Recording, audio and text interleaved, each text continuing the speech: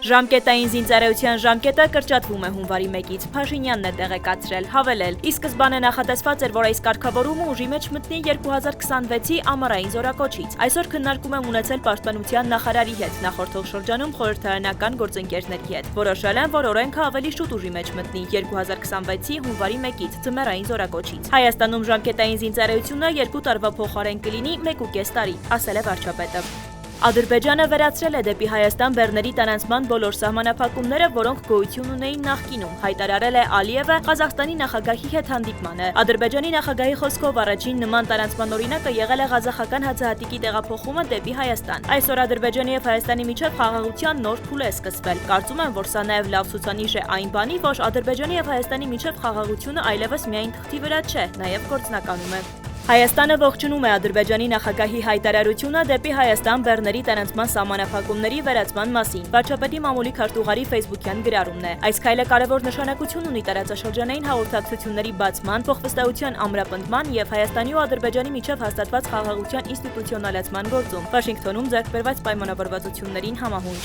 Գյումրու քաղաքապետ Վարդան Ղուկասյանը կալանավորվեց 2 ամսով։ Վարդան Ղուկասյանի եւ մյուս պաշտոնատար անձանց պաշտոնավորումը կասեցվել է, հակակոռուպցիոն կոմիտեից են հայտնում։